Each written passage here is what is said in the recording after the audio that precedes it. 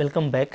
देखिए हम लोग यहाँ से प्रोबेबिलिटी को कंटिन्यू कर रहे हैं, राइट। और प्रोबेबिलिटी क्या है, हमारा one of very important subject है फॉर एनी एग्ज़ाम। तो अगर आप एग्ज़ाम की तैयारी कर रहे हो like NVS, KVS, PTGT, PGT की, तो आपके अगर सिलेबस में है ये, ठीक है, तो काफ़ी आपके लिए इंपॉर्टेंट हो जाता है प्रोबेबिलिटी। तो मैं प्रोबेबिलिटी को बिल्कुल बेसिक से, ठीक है, मैं बिल्कुल बेसिक से लेके चलूँगा, और जो भी इसमें बेसिक जो टर्म्स हैं उससे भी आप फेमिलियर हो जाएंगे ताकि आपको कोई दिक्कत ना हो, राइट। और जो बिल्कुल फंडामेंटल क्वेश्चन है उसको भी देखेंगे, और उसके बाद जो इसका जो एक अच्छा लेवल का क्वेश्चन है, ठीक है, जो आपके सिलेबस के अकॉर्डिंग है, तो उस पर भी हम लोग जो है बात करेंगे।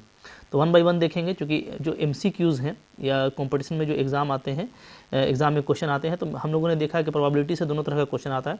कुछ तो बिल्कुल सिंपल आ जाता है, ठीक है, कुछ जो है थोड़ा कॉन्सेप्ट बेस्ड रहता है। तो हम लोग हर तरह का क्वेश्चन यहाँ पे वन बाय वन करेंगे, ठीक है। लास्ट तक देखिएगा, काफ़ी मज़ा आएगा।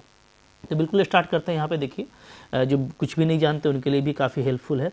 हालांकि आप लोग इसको पहले से पढ़ते आ रहे हो क्लास 10th लेवल से, तो बहुत कुछ ऑलरेडी जानते हो, right.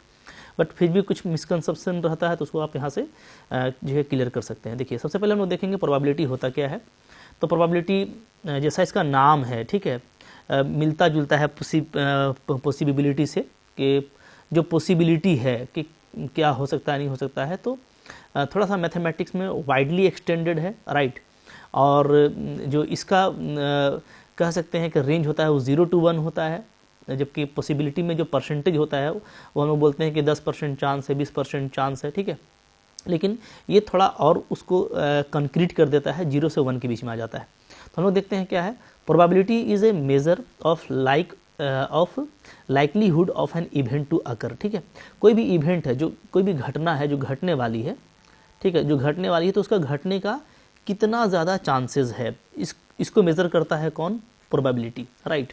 Many events can not be predicted with total certainty. बहुत सारी चीज़ें आप जानते हो जिसको कि आप सर्टेनिटी के साथ नहीं कह सकते कि कितना होगा नहीं होगा, ठीक है। तो उस केस में क्या करते हैं, we can predict only the chance of an event to occur. तो उस केस में हम लोग सिर्फ चांस का बात करते हैं कि कितना हो सकता है कितना नहीं हो सकता, राइट। जैसा मैंने आपको बताया कि इसमें हम लोग 0 से 1 लेते हैं, ठीक है। आप कह सकते हो कि जिससे आपका 0% से राइट 100% होता है, तो ये क्या है, ये आपका एक जो है बड़ा रेंज हो जाता है, राइट। तो ये आपका 0 से 1 तक चलता है, तो ज़्यादा थोड़ा कंक्रीट है, राइट। तो अब देखेंगे, तो प्रोबेबिलिटी का वैल्यू 0 का मतलब ये होगा कि कोई प्रोबेबिलिटी नहीं है, और 1 का मतलब होगा maximum probability, right.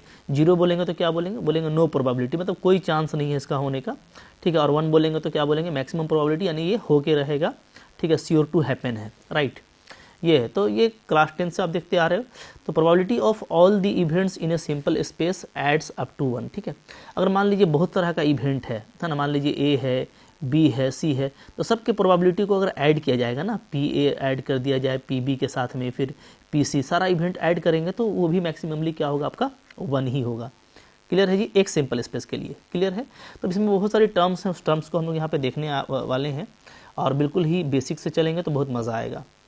For example, when we toss a coin, जब आप कोई क्वाइन टॉस करते हो, ठीक है, तो क्या होता है, या तो भाई क्रिकेट में खेलते हो, हेड होगा या टेल होगा, सिर्फ 2 ही पॉसिबिलिटी होता है, ठीक है। तो only 2 possible outcomes are possible, ठीक है। या तो हेड हो सकता है, या तो क्या हो सकता है, टेल हो सकता है, राइट।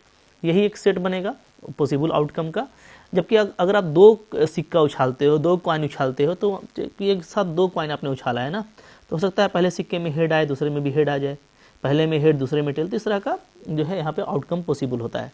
तो प्रोबेबिलिटी में कुछ जो इंपॉर्टेंट टर्म्स हैं, डेफिनेशन और एग्जांपल है, हम लोग यहाँ पे 1 by 1 रिकॉल कर लेते हैं। सबसे पहले आप यूज़ करते हो सिंपल स्पेस। सिंपल स्पेस क्या होता है, the set of all possible outcome to occur in any trial, ठीक है। कोई भी आप जो है ट्रायल करते हो, कोई भी आप टॉस करते हो, ठीक है, कोई भी हम लोग स्टार्ट करते हैं काम, तो उसमें क्या टोटल पॉसिबिलिटी है, उसका पूरा कलेक्शन क्या हो जाएगा, सिंपल स्पेस हो जाएगा, ठीक है। तो दिख रहा है आपको क्या है, ये एक सेट है, याद रखिएगा क्या है, ये एक सेट, जैसा यहाँ पे लिखा हुआ है। एग्जाम्पल देख सकते हैं, आप एक कॉइन उछालेंगे तो सिंपल स्पेस में बोलेंगे या तो हेड आएगा या तो टेल आएगा, ठीक है। अगर आप एक डाई को उछालते हैं, पासा, ठीक है, लूडो का गोटी आप जानते हो ना, ठीक है, तो उसमें जैसे लूडो का गोटी कैसा दिखता है, ऐसा दिखता है, खेला लूडो आपने, ठीक है, एक पे 1 पॉइंट होता है, एक पे 2 होता है, इस तरह से 3 4 5 6 6 नंबर तक इसमें लिखे रहते हैं, 6 फेज में, ठीक है। तो आपने लूडो में फेंक दिया, क्या आएगा, 1 आ सकता है, 2 आ सकता है, 3, 4, 5, 6, ठीक है। तो यही 6 नंबर में से कोई एक नंबर आएगा। So this is the collection of all possible outcome when we roll a die. So this collection is called sample space, right. Next होता है आपका क्या, सैंपल पॉइंट। सैंपल पॉइंट क्या होता है, तो सैंपल स्पेस के कार्डिनलिटी को क्या बोलते हैं, सैंपल पॉइंट बोलते हैं, ठीक है। यानी जो सैंपल स्पेस आपका अगर एस है तो सैंपल पॉइंट क्या होगा, number of element in S, ठीक है। क्योंकि ये एक सेट है तो उसकी जो कार्डिनलिटी होगी उसको हम लोग क्या बोलेंगे, सैंपल पॉइंट बोलेंगे, ठीक है। So it is one of the possible result. जब हम लोग रिजल्ट की बात करेंगे तो हम लोग एनएस निकालेंगे डायरेक्ट उसमें, इसलिए यहाँ पे लिखा है, ठीक है, कि ये कोई रिजल्ट होगा जब भी आप कोई ट्रायल करेंगे, ठीक है। जैसे देखिए इन अ डेक ऑफ कार्ड, अगर हम लोग बात करें जो है कि ताश का पत्ता है, ठीक है, तो उसमें अगर हर्ट्स की बात करेंगे तो एक ताश के पत्ते में कितना हर्ट होता है, तो 4 होता है, तो 4 सिंपल पॉइंट कहलाएगा हर्ट्स के लिए, ठीक है। जबकि क्वीन ऑफ क्लब, तो क्लब जो होता है उसमें एक ही क्वीन होता है, ठीक है। तो क्वीन ऑफ क्लब के लिए सिंपल पॉइंट क्या हो जाएगा आपका, 1 होगा, ठीक है। क्लियर है। तो हम लोग इसको अभी बहुत डिटेल में भी देखने वाले हैं। तो NS जो है सैंपल पॉइंट हो जाएगा। ये डेफिनेशन और भी बहुत अच्छे से आएगा, नीचे बहुत कुछ है, देखते चलिए, ठीक है। ये हमारा शॉर्ट समरी है। फिर देखते हैं क्या है, एक्सपेरिमेंट और ट्रायल क्या होता है। तो a series of action where the outcomes are always uncertain, ठीक है। एक्सपेरिमेंट, जैसा कि इसका नाम ही एक्सपेरिमेंट करते हैं, भाई हो सकता है नहीं भी हो सकता है, इसलिए इसको एक्सपेरिमेंट कहते हैं। ट्रायल भी इसलिए कहा जाता है कि ये एक प्रयास है, तो उसमें अनसर्टेन रहता है, ठीक है। एग्जाम्पल जैसे द टॉसिंग ए कॉइन, एक कॉइन आपने टॉस किया तो अब उसमें से क्या आ सकता है, तो वो एक हमारा जस्ट ट्रायल होता है, ठीक है। Selecting A card out of deck of 52 cards, जो 52 ताश के पत्ते होते हैं उसमें से कोई एक कार्ड आपने लिया है, क्या आएगा कुछ पता नहीं रहता है, ठीक है। तीसरा क्या है, सब एक्सपेरिमेंट में आता है। Next event, it is a single outcome of an experiment. अब जैसे आपने एक्सपेरिमेंट किया तो कुछ आया, किसी का हेड आया, किसी का टेल आया, तो वो एक इवेंट है कि हेड आया तो एक इवेंट, टेल आया तो एक इवेंट, ठीक है। जैसे getting a head while tossing a coin is an event, right. इसी तरीके से गेटिंग ए टेल भी क्या होगा, एक आपका इवेंट होगा। Outcome, possible result of trial और एक्सपेरिमेंट को ही आउटकम बोलेंगे, ठीक है। ओके, तो जैसा कि नाम ही इसका है, जैसे टी फॉर टेल होता है, तो ये मेरा क्या है, ये मेरा एक पॉसिबल आउटकम है, ठीक है, जब एक सिक्का को उछालते हैं। कॉम्प्लीमेंट्री इवेंट क्या होता है, तो ये होता है इवेंट का कॉम्प्लीमेंट, ठीक है। जैसे इवेंट मान लीजिए ए मेरा इवेंट है, तो ये है कि यस, ठीक है। अगर ए यस के लिए आपका प्रोबेबिलिटी है तो कॉम्प्लीमेंट्री इवेंट को हम लोग ए का पावर सी फॉर कॉम्प्लीमेंट ऐसे या तो ऐसे दिखाते हैं, ठीक है। तो ये किसका प्रोबेबिलिटी होगा, ये होगा नो का।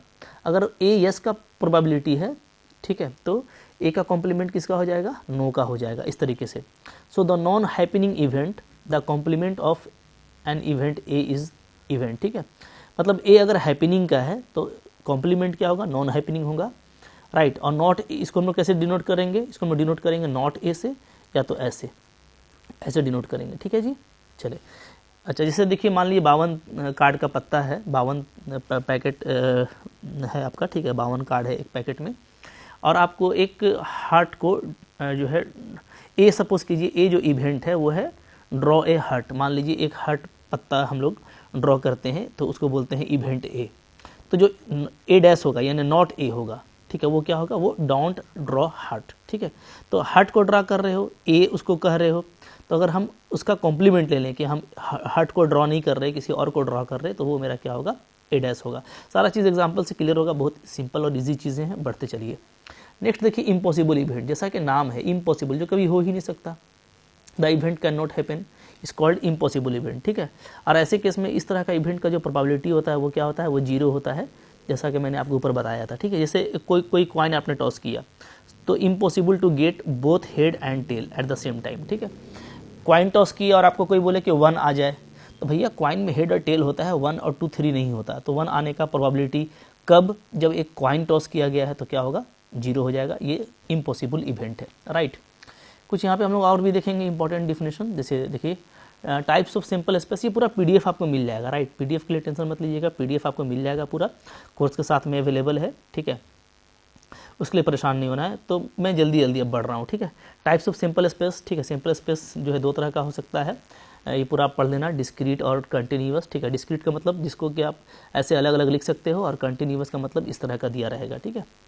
अच्छा, मान लीजिए कुछ आपको सिंपल स्पेस लिखना है, तो कैसे लिखोगे, जैसे एग्जाम्पल ले लेते हैं, list the simple space in tossing a fair coin. ठीक है, एक कॉइन आपने टॉस किया है, ओके, तो उसका सिंपल स्पेस। अच्छा, फेयर कॉइन क्या होता है? फेयर कॉइन भाई ऐसा कॉइन जो कि फेयर है, मतलब अनफेयर नहीं है। अनफेयर होता क्या है ना, जैसे पहले के लोग करते थे, पहले लोग जुआ खेलते थे ना, तो एक तरफ क्या करते थे, थोड़ा मोटा हैवी कर देते थे ताकि यही फेस बार बार आए, तो दूसरा वाला फेस हल्का होता था तो बार बार जो हेड का फेस है वो गिरता था या टेल का फेस, तो छेड़छाड़ किया जाएगा तो अनफेयर हो जाएगा। फेयर कॉइन की बात कर रहे हैं, माने ईमानदारी से खेल होगा, ईमानदारी से टॉसिंग होगी फेयर कॉइन के साथ में। ठीक है, तो उसमें सिंपल स्पेस क्या आएगा? तो एक अगर बार आप टॉस किए हो तो सिंपल स्पेस क्या आएगा? हेड आएगा या तो टेल आएगा। सो कलेक्शन ऑफ हेड और tail is called simple space for tossing a fair coin.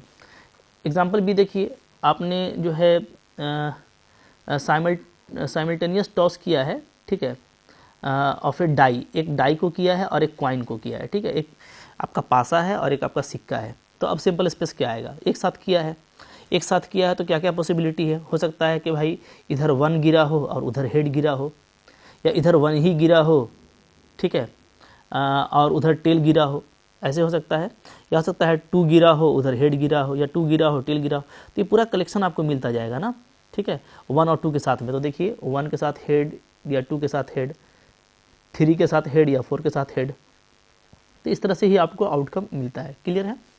अच्छा, नेक्स्ट एग्जांपल देखिए, 2 वेल बैलेंस्ड डाइस को अगर रोल किया गया है, ठीक है, वेल बैलेंस्ड डाइस यानी दोनों डाइस में छेड़छाड़ नहीं किया गया, 2 लूडो का गोटी है, ठीक है ना, तो अब दोनों को एक साथ टॉस कर दिए तो क्या क्या सिंपल स्पेस मिलेगा?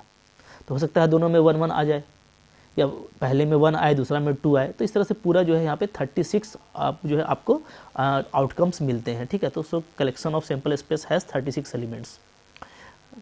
इसी तरह से देखिए कुछ और एग्जांपल है। मान लीजिए भाई आपके पास में एक ग्रुप में 2 लड़का है और 3 लड़की है। ठीक है, 2 लड़का है मान लीजिए B1 और B2, और 3 लड़की है G1 G2 और G3, और हम लोगों ने 2 बच्चों को चुन लिया। तो अब सिंपल स्पेस क्या बनेगा? 2 बच्चों को चुनना है तो 2-2 का ग्रुप बना दीजिए। तो हो सकता है कि दोनों आपने लड़का ही चुन लिया हो, चूँकि कोई कंडीशन नहीं दिया है। ठीक है, सिंपल स्पेस में कंडीशन लेते भी नहीं है, कंडीशन लेंगे वही इवेंट में। ठीक है, तो इस तरीके से एक लड़का एक लड़की, या B1 लड़का G2 लड़की को आपने ले लिया, तो इस तरह से आप कलेक्शन यहाँ पे बना सकते हो। ठीक है, यहाँ पे कुछ है इंपॉर्टेंट चीज़ें जो आप यहाँ पे देख लेना, बहुत पहले से पढ़ते आ रहे हो आप, तो अब आपको दिक्कत नहीं होना चाहिए। एग्जाम्पल मैंने दे दिया है, PDF आपको यहाँ पे मिल जाएगा। राइट, क्लियर है? चलें, जैसे देखिए यहाँ पे है कि 2 चिल्ड्रेन है फैमिली में। ठीक है, बॉय गर्ल का कंपोजिशन है, यानी बॉय और लड़का लड़की दोनों है। ठीक है, अब इसमें है कि if we are interested in knowing whether it is boy or girl in order to their birth. ठीक है, तो मान लीजिए इवेंट कुछ भी रहेगा तो सिंपल स्पेस तो यही बनेगा ना, दोनों लड़का हो सकता है। ठीक है, दोनों जो है, अब पहले वाला मान लीजिए आपका जो है एल्डर है, दूसरा वाला यंगर है, ऐसा भी ट्रैक दिया रहता है कि पहला छोटा है, दूसरा पहला बड़ा है, दूसरा छोटा है। हो सकता है दोनों लड़का हो, लड़का लड़की हो, लड़की लड़की हो। ठीक है, तो इस तरह का सिंपल स्पेस बनेगा। क्वेश्चन जितना करेंगे तो हमारे लिए क्लियर होता चला जाएगा। राइट, चलें, तो ये कुछ मैंने सिंपल स्पेस का एग्जांपल दे दिया आपको लेके कि जिनको प्रॉब्लम होता है। तो चूंकि NCERT से क्वेश्चन एग्जाम में किया जा रहा है, अभी ट्रेंड भी चल रहा है कि NCERT से क्वेश्चन ज़्यादा किया जाएगा, तो आपको कोई भी एक क्वेश्चन दे देगा ना, तो आपको वहाँ पे फिर अच्छे से करके आना। जैसे यहाँ पे देखिए एक और एग्जाम्पल, एक कॉइन को टॉस किया गया और आउटकम जो है हेड है। आउटकम क्या है? हेड है। ठीक है, फिर अगर आउटकम हेड है, इफ़ आउटकम इज़ हेड, तो फिर एक डाइस को थ्रो किया जाता है। If dice show an even number the dice thrown again, और अगर डाइस में इवन नंबर आया तो क्या किया जाता है? तो फिर फेंका जाता है। तो ऐसे में सिंपल स्पेस क्या बनेगा? तो इस तरह का थोड़ा सा इंपॉर्टेंट कलेक्शन है। ठीक है, कभी कभार इस तरह का क्वेश्चन एग्जाम में आ जाता है, तो ध्यान दीजिएगा। कुछ नहीं करना, आपको क्या बोल रहा है कि भाई जब हेड आएगा ना तो डाइस फेंकेंगे, यानी टेल आएगा तो कहानी खत्म हो जाएगी। तो पहले आपने सिर्फ टेल लिया तो कहानी खत्म। अब हेड आया तो डाइस फेंकेंगे, तो हो सकता है 1 आ जाए। ठीक है, लेकिन बोलता है कि डाइस फेंका और इवेन नंबर अगर आ गया तो फिर से डाइस फेंकना है। ठीक है, तो एच के साथ 3 आया तो ऑड आया, कोई दिक्कत नहीं है, मेरा यहाँ पे रुक जाएगा वर्क। 5 आया तो कोई दिक्कत नहीं है, वर्क रुक जाएगा। राइट, लेकिन जैसे ही देखिए हेड के यहाँ पे हेड है, हेड के साथ में जैसे ही 2 आया तो फिर से एक बार फेंकना है। तो यहाँ पे हमको फिर तीसरा रिजल्ट भी लिखना होगा कि तीसरे वाले में हो सकता है कि 1 आ जाए, या हो सकता है कि H2 के साथ में 2 आ गया, क्योंकि यहाँ पे H2 1 है। ठीक है, तो जैसे ही मैंने हेड आया तो मैंने एक और पासा फेंका तो इवेन आ गया 2। अब फिर एक बार फेंकना है तो उसमें 1 आ सकता है, उसमें 2 आ सकता है, उसमें 3 आ सकता है, उसमें 4 आ सकता है, उसमें 5, उसमें 6, राइट। इसी तरीके से अगर 4 आ गया इवन नंबर तो फिर फेंकेंगे तो 1 आ सकता है, 2 आ सकता है, 3 आ सकता है, ठीक है, 4 आ सकता है, 5 आ सकता है और 6 आ सकता है। इसी तरीके से 6 भी एक इवन नंबर है तो इस केस में भी फिर फेंका जाएगा। तो इसी तरह का तो सिंपल स्पेस यहाँ पे ऐसा लिखा जाएगा, ठीक है। इसी तरह का एक छोटा एग्जांपल है कि सिंपल स्पेस अगर हम मान लीजिए आपको बोलता है for the experiment in which a coin is tossed repeatedly until A head comes up. इस तरह का क्वेश्चन देखिए एग्जाम में आता है, इंपॉर्टेंट है, ठीक है ना, इंपॉर्टेंट जो है सिंपल स्पेस की बात कर रहा हूँ मैं, कि एक कॉइन है जिसको टॉस किया गया रिपीटेडली, बार बार, तब तक जब तक कि भैया हेड नहीं आ जाता। इसका मतलब क्या?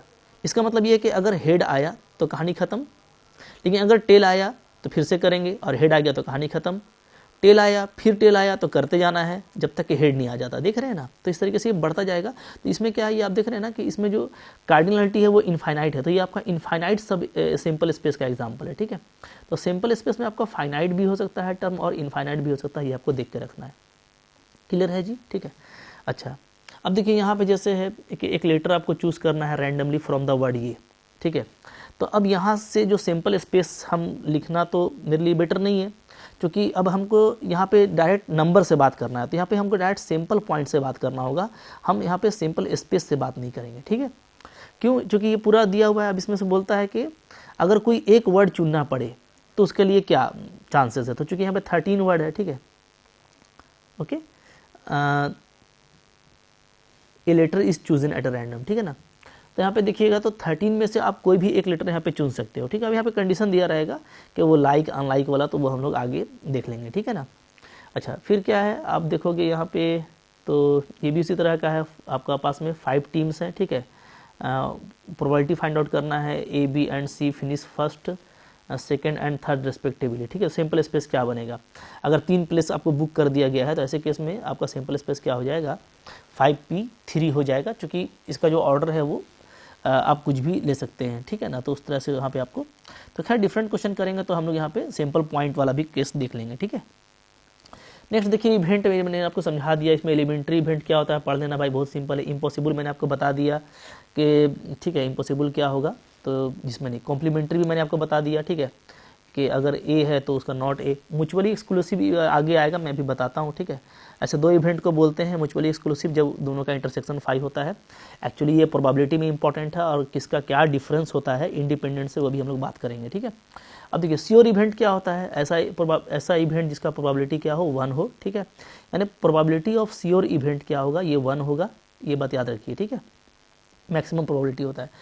एग्जाम्पल जैसे बात करता हूँ मैं, बात सपोज करिए कि जो है इस तरह से आपको दे रखा है, ठीक है, कि एक रेस हो रहा है किसके किसके बीच में।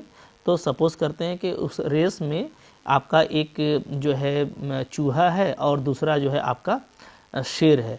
तो डेफिनेटली क्या है कि उसमें शेर ही जीतेगा, क्योंकि शेर तो बहुत ही होता है। तो इस तरह का कोई अगर बनता है तो उसमें वो श्योर इवेंट का आपको एग्जाम्पल मिल जाता है, राइट। फिर देखिए यहाँ पे इम्पॉसिबल इवेंट, तो जैसा नाम है कि इसका प्रोबेबिलिटी आपका 0 होगा, एग्जाम्पल मैंने आपको ऊपर बताया था। निगेशन ऑफ इवेंट, तो पहले ही बताया आपको कि अगर कोई इवेंट ए है, ठीक है, तो ए का निगेशन नॉट ए कहलाता है। इसको हम लोग ऐसे डिनोट करते हैं या तो ऐसे भी डिनोट करते हैं, राइट। फॉर एनी इवेंट, अगर कोई इवेंट ए है तो ये इंपॉर्टेंट चीज़ है, बहुत आगे भी आएगा ये, कि प्रोबेबिलिटी ऑफ ए और प्रोबेबिलिटी ऑफ नॉट ए ये इक्वल टू 1 होता है। क्या होता है, इक्वल टू 1, ठीक है, यानी दोनों का सम 1 होता है। तो अगर आपको मान लीजिए प्रोबेबिलिटी ऑफ ए मालूम है और आपको नॉट ए का पता करना है, तो आप सिंपली क्या कर दीजिए, ये रिलेशन लगा दीजिए 1 माइनस PA, 1 में इसको घटा दीजिएगा तो नॉट का मिल जाएगा, ठीक है। इसको आप ऐसे भी याद रख सकते हो कि probability of event plus probability of its complement, ये क्या होता है, ये ऑलवेज 1 होता है, ठीक है। तो इंपॉर्टेंट रिजल्ट है, इससे भी क्वेश्चन एग्जाम में आता है, इसको अच्छे से करके रखना है, करेक्ट है। चलें नेक्स्ट देखिए यहाँ पे क्या है, कंपाउंड इवेंट। कंपाउंड इवेंट का डेफिनेशन देख लीजिए, जैसा इसका नाम है, ठीक है, एक से ज़्यादा इवेंट के बारे में डिस्कस करेंगे तो वो कंपाउंड इवेंट होगा। अकरेंस ऑफ इवेंट मैंने आपको बता दिया। फिर से यहाँ पे आ रहा है प्रोबेबिलिटी ऑफ श्योर इवेंट 1 होता है, इम्पॉसिबल का 0 होता है, ये सब याद रखना है, ठीक है। और रेंज जो है वो 0 से 1 होता है। ये सब वेरी इंपॉर्टेंट चीज़ें हैं जो आपको कभी नहीं भूलनी एग्जाम में अगर आ जाए तो, ठीक है। फिर एक है कि प्रोबेबिलिटी ट्री क्या होता है। तो ट्री बनाते हैं हम लोग, इसलिए बनाते हैं कि ताकि हम दिखा सकें टोटली कि मतलब जो है क्या क्या चीज़ हो रहा है, ठीक है। जैसे अब देखेंगे कि यहाँ पे जो है एक क्वाइन को टॉस किया गया, ठीक है, क्वाइन को टॉस किया गया, तो जो है आप देखोगे हेड आने का प्रोबेबिलिटी क्या होता है, तो जो है जो फेवरेबल है वो सिर्फ एक ही है और टोटल आपका 2 है, तो 1/2 यानी 0.5 होगा। इसी तरीके से टेल आने का भी क्या होगा 1/2 यानी 0.5। ठीक है, अब पढ़ते आ रहे हो, अभी हम लोग बात भी करेंगे इस पे नीचे भी फार्मूला वगैरह का। तो अब आप यहाँ पे देखोगे कि जो प्रोबेबिलिटी है वो 0.5 है, ठीक है, दोनों का, और आउटकम क्या है, हेड है। तो इस तरीके से हम लोग ट्री बनाते हैं कि कोई भी अगर जो है एक्सपेरिमेंट किया गया है तो उससे क्या आउटकम आ रहा है, क्या प्रोबेबिलिटी है, इस एरो को ब्रांच कहा जाता है। ठीक है, इस तरह का जो मैप है उसको हम लोग क्या बोलते हैं, प्रोबेबिलिटी ट्री बोलते हैं। राइट, क्लियर है। चलिए आगे बढ़िए। What are equally likely event, अब ये सब टर्म्स है कुछ जो आपको ज़रूरत पड़ता है, इसको भी हमको देखना है 1 by 1। So when the event have the same theoretical probability of happening, मान लीजिए कुछ इवेंट है आपके पास में और सब का जो प्रोबेबिलिटी है ना हैपनिंग का, यानी घटना घटने का जो चांसेस है सबका सेम है, तो उसको हम लोग क्या बोलेंगे, उसको हम लोग बोलेंगे equally likely event. Right, the result of a sample space are called equally likely if all of them have the same probability of occurring। For example if you throw a die, मान लिया आपने एक पासा फेंका, तो जो probability ludo का गोटी आपने फेंका, तो आपको जो प्रोबेबिलिटी आने का चांस है, अगर आप 1 का बात करोगे तो 1/6 है, 2 का बात करोगे तो 2/6 है, 3 का बात करोगे तो 3/6, तो सब का 1/6 ही है। तो 1 आ जाए, 2 आ जाए, 3 आ जाए, कुछ भी आ जाए, ये क्या है, ये इक्वली प्रोबेबल है। इसको हम लोग बोलते हैं क्या, इक्वली प्रोबेबल। इसी तरीके से आपने मान लीजिए कोई सिक्का फेंका है तो हेड आएगा टेल आएगा, इक्वली प्रोबेबल है ना। ऐसा नहीं कि किसी का ज़्यादा प्रोबेबिलिटी है तो सारा दाव उधर ही लग जाएगा, नहीं, दोनों में एकदम इक्वल चांस है। इसलिए आप क्रिकेट खेलते हो तो आपको बिंदास बोलते हो हेड लेंगे या टेल लेंगे, क्योंकि दोनों इक्वली प्रोबेबल होता है। ठीक है, नाम से ही क्लियर है, कोई बड़ी चीज़ नहीं है। ठीक है, तो getting 3 and 5 on throw a die ये इक्वली प्रोबेबल है। गेटिंग इवन नंबर और odd number when tossing a die ये इक्वली प्रोबेबल है। राइट, ये सब आपका कुछ एग्जांपल है। अब कॉम्प्लीमेंट्री इवेंट देखिए फिर से आ रहा है, जैसा मैंने आपको ऊपर बताया। ठीक है, इट विल रैन, ठीक है, और नॉट रैन टुडे, तो ये दोनों आपस में कॉम्प्लीमेंट है। The student will pass the exam और नॉट पास, कॉम्प्लीमेंट है। ठीक है, यू विन द लॉटरी और डोंट, तो ये दोनों सब कॉम्प्लीमेंट है। मैंने आपको बता दिया कि क्या होता है, उल्टा होता है ना, निगेटिव होता है। चलिए नेक्स्ट देखिए, काफ़ी इंपॉर्टेंट है, यूज़ होता है कि what is the difference between mutually exclusive event and independent event. ठीक है, ये एक इंपॉर्टेंट चीज़ है, नाम से इक्वल लगता है कि है क्या, बट डिफरेंस तो है, आपको ये याद रखना है। ठीक है, क्या है, देखिए, an independent event is termed as event that occur without being affected the other event. ठीक है, देखिए नाम से ही क्लियर है, इंडिपेंडेंट इवेंट क्या है, इंडिपेंडेंट इवेंट ये है कि उसका जो अकरेंस है ना वो दूसरे इवेंट के अकरेंस पे डिपेंड नहीं करता है। ठीक है, okay, this is termed as independent event. The happening of one event has nothing to do with the happening of other. ठीक है, and there is no cause effect between the two. Suppose an event does not take place that does not stop other events from happening, मतलब मान लीजिए कोई घटना घटा ही नहीं और कोई दूसरा घटना है, तो उस घटना के बारे में कोई डिस्टर्बेंस नहीं है, पहला वाला हो चाहे पहला वाला ना हो। अभी हम लोग एग्जांपल का बात करेंगे। ठीक है, the types of event in probability will give you an overview of the different types of event that अकर। ठीक है, यहाँ पे देखिए मैं एक टेबल बना दिया है, मैंने एग्जांपल का भी बात किया है। देखिए म्यूचुअली एक्सक्लूसिव इधर है, ठीक है, ये एक टेबल हो गया, इधर मेरा हो गया क्या, इंडिपेंडेंट। तो देखिए म्यूचुअली एक्सक्लूसिव क्या होता है, when the occurrence is not simultaneous for two event then they are termed as mutually exclusive event। ठीक है, जैसे इसमें अकरेंस का मतलब है कि वो घटित ही नहीं हो सकता है साथ में, दो घटना साथ में हो ही नहीं सकता है, तो वो क्या है, वो आपका म्यूचुअली एक्सक्लूसिव है। जैसे मान लीजिए आपने एक क्वाइन उछाला, ठीक है, क्वाइन उछालने के बाद मैं बोलूँ कि टॉस में हेड और टेल दोनों आ जाए, आ सकता है क्या, नहीं आ सकता, तो अकरेंस ही पॉसिबल नहीं है। ठीक है, तो ये क्या है, आपका म्यूचुअली एक्सक्लूसिव है।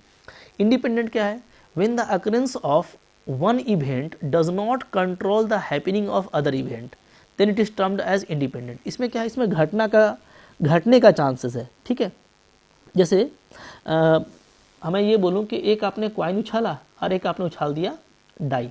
ठीक है, अब मैं बोलूँ कि इसमें आ गया है हेड। ठीक है, तो इसमें कुछ भी आ सकता है ना, इसमें 1 नहीं आएगा ऐसा तो कुछ नहीं है।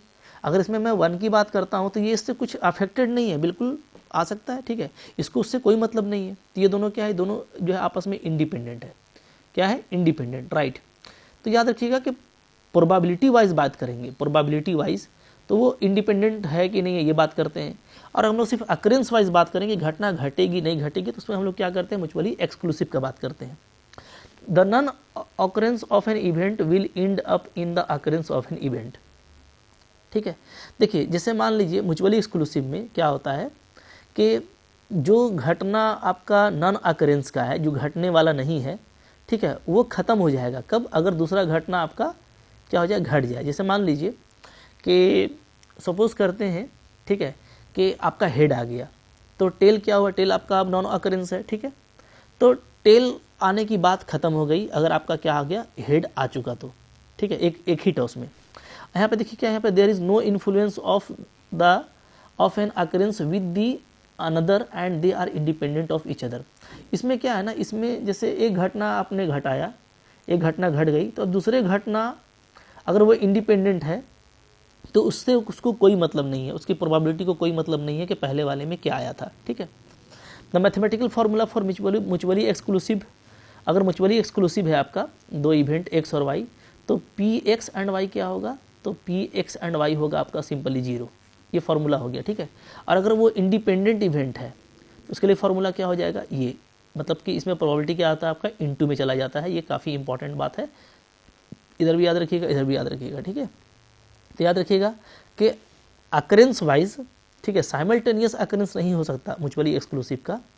और इंडिपेंडेंट इवेंट में क्या है, जो प्रोबेबिलिटी है अकरेंस का वो कंट्रोल नहीं होता दूसरे के अकरेंस से। ठीक है, अच्छा फिर क्या है, the set will not overlap in the case of mutually exclusive event. ठीक है, इसमें क्या है, इसमें अगर सेट की बात करें तो ओवरलैप नहीं करेगा, यानी इंटरसेक्शन क्या होगा, 5 होगा। ठीक है, the set will overlap in the case of independent event. अब इसमें अगर दो सेट अगर है तो ये आपका जो है कोई ज़रूरी नहीं है कि इंटरसेक्शन क्या हो उसका 5 हो। ठीक है, ये ओवरलैप आपका हो सकता है। बात फॉलो कर रहे हैं ना, तो ये देखिए डिफरेंस है, याद रखिएगा दोनों में, दोनों एक ही चीज़ नहीं है, दोनों अलग अलग चीज़ है। तो अगर टर्म इस्तेमाल किया जाता है तो आपको बिंदास रहना है कि म्यूचुअली एक्सक्लूसिव इस्तेमाल किया है, तो ये सब आप समझिएगा कि वो साथ में अकर नहीं हो सकता। ठीक है, और एक अगर अकर्ड हो गया तो दूसरा वाला का चांस खत्म हो जाएगा। और यहाँ पे क्या है, यहाँ पे कोई अफेक्ट नहीं होता है एक का दूसरे से, बस वो जो है इक्वली प्रोबेबल हो सकता है। ठीक है, और एक का दूसरे के साथ में जो प्रोबेबिलिटी है फॉर द अकरिंग, उस पर कोई फ़र्क नहीं पड़ेगा। ठीक है, क्लियर है जी। चलिए अब देखिए, जैसे आगे आपका आता है फार्मूला फॉर दी प्रोबेबिलिटी। ये क्या है, इसको हम देखते हैं। तो पहले से पढ़ते आ रहे हो, प्रोबेबिलिटी निकालने का तरीका क्या होता है, तो यहाँ पे मैंने लिख दिया है। ठीक है, मान लीजिए आपका कोई इवेंट ए है। ठीक है, तो मैं अगर इवेंट ए की बात करूँ तो होगा नंबर ऑफ पॉसिबल आउटकम्स, ठीक है, ऑफ ए या फेवर टू ए, और ये क्या होगा आपका टोटल नंबर ऑफ आउटकम्स। ठीक है, यानी NA/NS। ऐसे ही बोल सकते हो, अगर ई की बात करो तो number of favourable outcome divided by total number of outcomes. तो ये जो है आपका कुछ फॉर्मूला है जिससे आप प्रोबेबिलिटी को फाइंड आउट कर पाएंगे। ठीक है, कुछ क्विक एग्जांपल देखते हैं यहाँ पे हम लोग, और अभी बहुत कुछ बात करना है। तो लेक्चर 1 है, लेक्चर हमारा खत्म होते होते आप प्रोबेबिलिटी को बहुत अच्छे से सीख पाओगे। ठीक है, देखिए यहाँ पे कुछ एग्जांपल है। तो मान लीजिए 6 पिलोज है इन ए बेड। ठीक है, 3 आपका रेड है, 2 येलो है और 1 आपका ब्लू है। ठीक है, what is the probability of picking A yellow pillow. बहुत सिंपल है। ठीक है, तो अब आप इसी को लगाओगे ना, फॉर्मूला आप लगा लोगे। ठीक है, मान लेता हूँ मैं जो मेरा येलो पिलो है उसको मैं इवेंट ई ले लेता हूँ। Let E be the event of occurring a yellow pillow. ठीक है, तो पी ई क्या होगा, तो इसका फेवरेबल डिवाइडेड बाई टोटल। तो फेवरेबल क्या है, जो येलो पिलो है वो मैं 2 में से कोई एक ले सकता हूँ। ठीक है, तो ये 2 हो जाएगा। और NS टोटल, तो टोटल कितना है 3, 2, 5 और 6। ठीक है, सो इट इज़ 1/3। तो ये तो बहुत सिंपल है, आप करते भी आ रहे होगे। नेक्स्ट एग्जाम्पल है कि यहाँ पे कोई कंटेनर है, कलर बोतल से भरा हुआ है, रेड, ब्लू, ग्रीन, ऑरेंज। ठीक है, some of bottles are picked out and displaced. ठीक है, कुछ बोतल निकाला गया, उसको वहाँ से हटा दिया गया। ठीक है, Sumit did this 100,000 times. Sumit ने इसको 1000 बार किया, यही काम। ठीक है, कि क्या है, कंटेनर में आपको कलर बोतल है और वो क्या कर रहा है कि कुछ बोतल को उठा के हटाते जा रहा है। ठीक है, and got the following result. और उसके पास में क्या रिजल्ट आया, देखिए, नंबर ऑफ ब्लू बोतल पिक्ड आउट। ब्लू को निकाला गया 300 बार, 300 बोतल निकाला गया, रेड बोतल निकाला गया 200। ठीक है, ग्रीन बोतल निकाला गया 450 और ऑरेंज 50 निकाला गया। इतना निकाल लिया। अब बोल रहा है what is the probability that Sumit will pick a green बोतल। बोलता है ग्रीन बोतल जो वो निकाला होगा, जैसे बार बार निकाला है ना, तो जैसे वो निकाल रहा है, कोई देख रहा है, ठीक है, तो वो देख के सोचेगा कि भाई इस बार ग्रीन आएगा कि रेड आएगा। तो अगर ग्रीन सोच रहा है वो कि ग्रीन आएगा तो क्या प्रोबेबिलिटी है इसके इस खेल में, तो बस आप ग्रीन को देख लो कि ग्रीन जो है 450 टाइम्स आया है उसके पूरे खेल में, ठीक है, और 3, 2 और 50 टोटल को आप जोड़ दीजिए, टोटल कितना हो जाएगा 500 और ये इधर आपका 500 1000, ठीक है। तो ये आपका आ जाएगा क्या, सिंपली आपका आ जाएगा ये कैंसिल कर दोगे, ठीक है, और इधर आप कट कर सकते हो तो 9/20 आ रहा है, ठीक है। तो अब अगर इसके बाद खेल होता है तो आप इस प्रोबेबिलिटी को समझ सकते हो कि जो ग्रीन बोतल का प्रोबेबिलिटी है इस पूरे खेल में वो 9/20 है, ठीक है। अब आप देखोगे कि देखिए मैक्सिमम क्या होता है, मैक्सिमम 1 होता है, यानी 20/20, तो उसके कंपेयर में बहुत कम है, ठीक है। तो आप देखेंगे कि ग्रीन बोतल 450 बार आया था, नियरली क्या है ये जो है जो ब्लू बोतल है उसके आसपास है, इक्वली प्रोबेबल नहीं है। अगर ये भी 450 होता तो हम लोग दोनों को क्या बोलते हैं कि इक्वली प्रोबेबल है, दोनों में लड़ाई हो रहा है, ठीक है, वो भी आ सकता है ये भी आ सकता है। तो ये सब कुछ समझ सकते हैं आप यहाँ से, राइट। तो ये देखिए ये यहाँ पे सोल्व करके ऐसे लिख दिया गया 0.45, ठीक है ना, इसी को ऐसे भी लिख सकते हैं, कोई इशू नहीं है, ठीक है।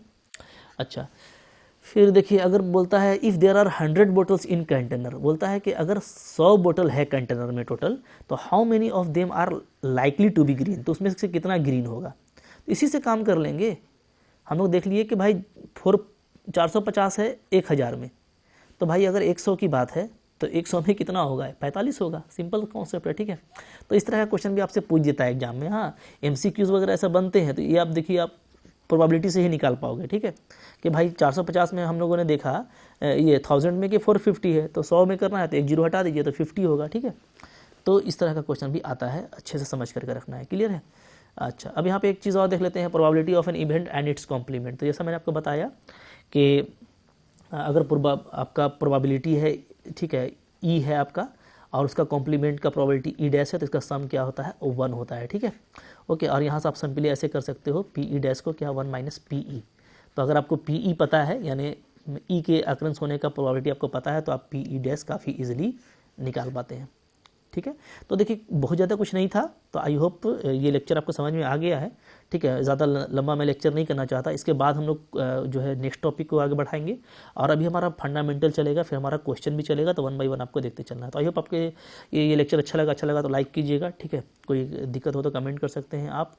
चैनल को सब्सक्राइब कीजिए अगर नए हैं तो, और अगर आप पूरा कोर्स करना चाहते हो, कुछ भी आप पढ़ रहे हो और प्रोबेबिलिटी आपके सिलेबस में है, तो पूरा मैंने शुरू से लेकर लास्ट तक का पढ़ाया है। तो आप जो है मेरे एप्लीकेशन का लिंक आपको मिल जाएगा डिस्क्रिप्शन में, वहाँ से मेरे आप ऐप को डाउनलोड कर लीजिए, और वहाँ पे आप कोर्स जा करके बाई कर सकते हो। जो भी कोर्स आपको पढ़ना है, आप कुछ भी तैयारी कर रहे हो, NBS या KVS, TGT, PGT, इसमें आपका प्रोबेबिलिटी है तो वो भी आप कोर्स को बाई कर सकते हो। डेफिनेटली आपको इससे बहुत फ़ायदा होगा, ठीक है। Thank you very much.